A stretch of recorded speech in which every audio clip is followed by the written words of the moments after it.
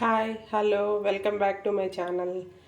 ఈరోజు నేనేం చేసి చూపించబోతున్నానంటే ఈవినింగ్ టైంలో పిల్లలు ఇంటికి వచ్చేటప్పటికి మంచి స్నాక్ ఐటమ్ అండి, హెల్దీ స్నాక్ ఐటము. వీటిని అలసందలు అంటారు, కొన్ని దగ్గరలో వీటిని బొబ్బర్లు అని కూడా అంటారు. ఇవి హెల్త్కి చాలా మంచిది. ఇవి ఇలా ఉడకబెట్టుకొని కూడా తింటుంటారు. కొన్నిసార్లు వెరైటీగా ఇలా ట్రై చేద్దాం. అలసందలు గారెలు చేసుకుందాం. ఇప్పుడు మనము ఇలా వేడివేడిగా చేసి పెడితే మొత్తం పిల్లలు ఎంతో ఇష్టంగా తింటారు.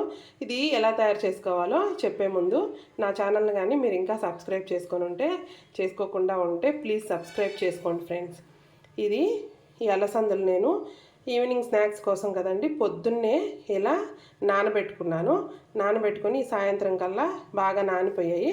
వీటిని బాగా ఒక చిల్లెల గిన్నె ఉంటుంది కదండి, వాటిల్లో నుంచి దాంట్లో వేసి బాగా ఇందులో నీరంతా బయటికి పోయేటట్టు వడపోసుకోవాలి. వడపోసుకున్న తర్వాత ఇలా ఒక మిక్సీ గిన్నెలో తీసుకున్నాను. ఇందులో మనకి రుచికి సరిపడినంత ఉప్పు వేసుకుందాము. ఇది రాళ్ళ ఉప్పు. రుచికి సరిపడినంత వేసుకొని ఇప్పుడు దీన్ని మిక్సీకి పట్టుకుందాము. మిక్సీకి బాగా మెత్తగా వేయకూడదండి, కొంచెం కచ్చపచ్చగా వేసుకుందాము. ఇలా కచ్చపచ్చగా మిక్సీకి వేసుకోవాలండి. చూసారా, ఇట్లా పట్టుకొని ఇట్లా గారెలాగా ఒత్తుకుంటే విడిపోకుండా ఉండేటట్టు వేసుకోవాలి. ఇందులోనే ఒక ఆనియన్ కట్ చేసి పెట్టుకున్నాం కదా, అది, ఒక పచ్చిమిర్చి, కరివేపాకు, ఇవన్నీ ఇందులో వేసి కలిపేసుకుందాం. చూసారా, ఆనియన్స్, పచ్చిమిర్చి, కరివేపాకు వేసి ఇలా బాగా కలిపేసుకున్నాను. ఇప్పుడు నేను ఈ గారె వేయడానికి ముందుగా స్టవ్ ఆన్ చేసి ప్యాన్ పెట్టుకొని ఆయిల్ వేసుకున్నాను. ఆయిల్ కొంచెం హీట్ ఎక్కనిచ్చి తర్వాత ఈ గారె వేయడానికి చూసారా నేను ఇలా అరిటాకు తీసుకున్నాను. ఈ అరిటాకు మీద అయితే బాగా వేయడానికి బాగా వస్తాయి. ఇప్పుడు మనకి ఎంత సైజు కావాలో అంత తీసుకొని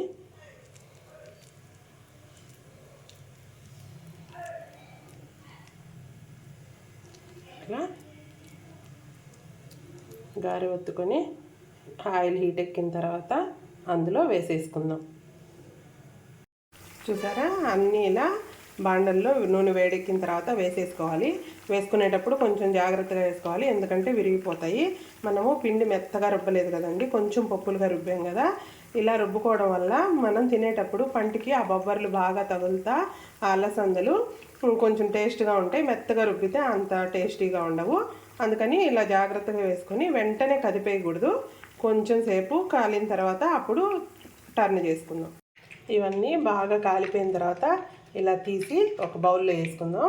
ఇప్పుడు మిగతా పిండితో కూడా మొత్తం వేసేద్దాం.